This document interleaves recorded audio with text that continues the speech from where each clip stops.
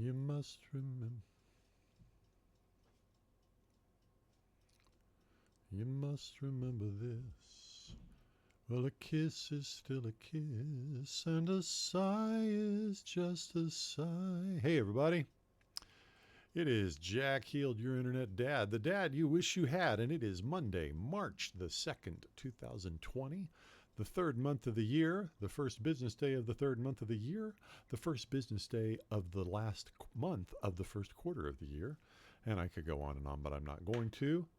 Today I'm going to answer the question, why homeschool? I sent a tweet out last Thursday or Friday that absolutely blew up. Apparently people are a lot more interested in homeschooling than I realized, and even that I remembered when we were raising our kids and we homeschooled our kids. But before we get to that, as we do every day at this time, let us pause for just a moment with gratitude in our hearts. Give thanks and drink a toast to this beautiful, precious moment. Here we go.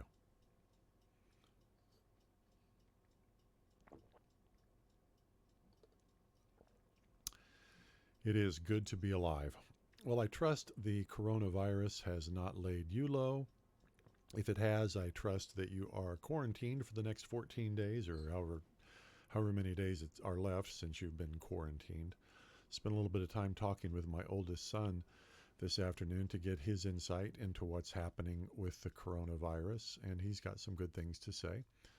I trust him because he's smart, he's wise, he's accomplished, and oh yeah, he was homeschooled. So, why did we choose to homeschool, and are our reasons the only reasons? Well, first of all, I'll answer the second question. No, our reasons are not the only reasons. Every individual is different. Every family is different. Your reasons are your reasons, and they don't have to be the same reasons anybody else has.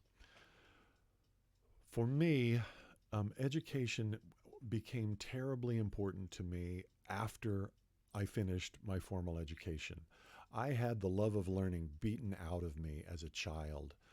Um, Early in, I know it was second grade. I remember in second grade, I was so far ahead of my classmates. I literally finished my math for the entire year, I want to say October. And because schools didn't know how to handle things, they just gave me busy work. And as a second grader, of course, I couldn't interpret this, but I did understand very quickly and very simply that the point of school was to make grades. I lost the love of learning because they buried me in meaningless, useless busy work. Yes, even as a second grader, I was aware of that. So don't think that your second graders are not capable of this kind of coming to this kind of conclusion. I couldn't have supported it with data at the time. I just realized that, the point of school, the reason I'm here is to make grades. Therefore, it's going to get the minimum amount of my effort in order to make grades, and the rest of my energy and attention and effort is going to go to the stuff I want to do. And one of the things that happened was I lost the love of learning. Well, I wanted to make sure that didn't happen to my children. And because of where we were in our lives in terms of finances and where we were in the country in terms of schooling choices, we really only had two choices. Choice one was send the kids off to the horrible abomination that was the government schools, where they would, I wasn't worried at that time about them being indoctrinated with ideas like your gender is a choice.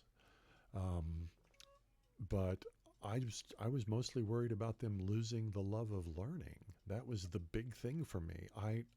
I didn't gain my love of learning back until after I had graduated from college. Now, I was smart enough that I was able to earn a National Merit Scholarship to go to college. I went to college for 4 years. I didn't pay a dime because I had a scholarship, and I was a terrible student who didn't care about learning. I hadn't figured it out yet.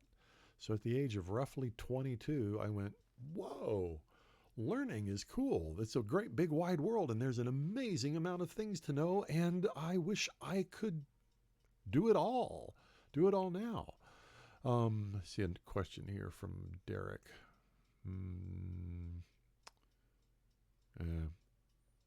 I can't make sense of your question, Derek. Sorry. So, why did we homeschool? Well, we wanted to make sure our kids got a solid education.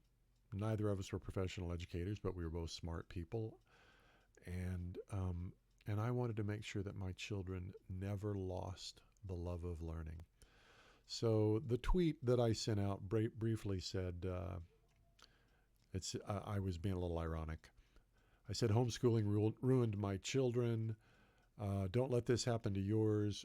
My oldest child is a chief technical officer at a large training company.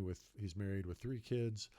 Number 2 is multilingual, traveled the world, is married with 2 kids. Number 3 is a CFA and a CFP, married 2 kids. And number 4 is a Shakespeare scholar, got a graduate degree, and ran a presidential campaign. Oh, and she's a professional actor.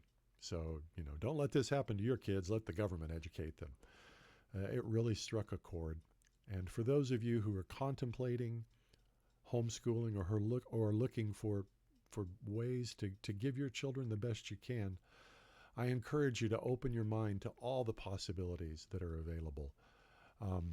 We didn't have all the possibilities, all the choices that are available to you all today. We basically had homeschool, private school, which we couldn't afford, or public school, which we didn't feel like our children could afford. There's a lot more choices in most places in the USA today, and even around the world, there's a lot more choices.